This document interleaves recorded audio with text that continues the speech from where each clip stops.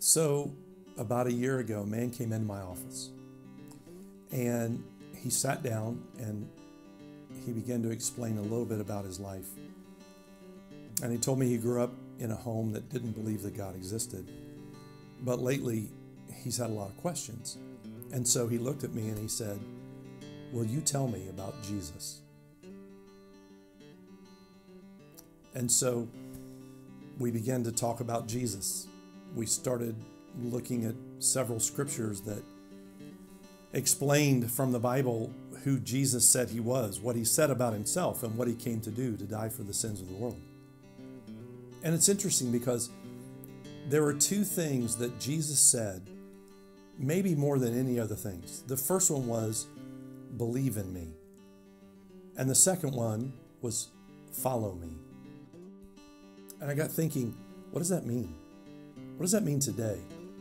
What does that look like to follow Jesus?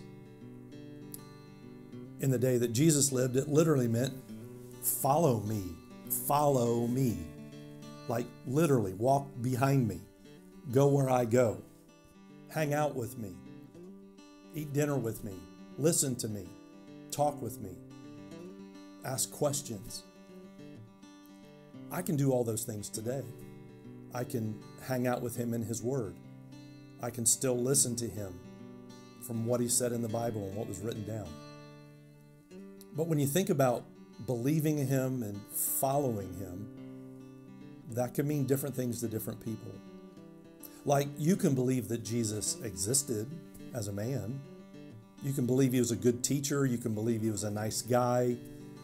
But you don't necessarily believe he's the Son of God. But if I believe he's the Son of God, that he died for my sins, and that he's someone worth following, then that really changes my life. It means that when he speaks, I'm going to listen. That what he values, I'm going to value. What he wants to make a priority, I'm going to make a priority in my life. It's going to affect my decisions. It's going to affect what I do. And as I follow Jesus in the world, it has some pretty big implications, like I'm probably going to swim upstream of culture. Not everybody's going to buy it. Not everybody's going to accept the fact that I follow Jesus. But ultimately, he's going to become the most important person in my life. I'm going to make choices because I follow Jesus. I'm going to make decisions based on my following of Jesus. I'm going to love what he loves. People are going to matter. God is going to be a priority in my life. And in hanging out with him and listening to him and learning from him, I'm going to grow to love him and then obey him.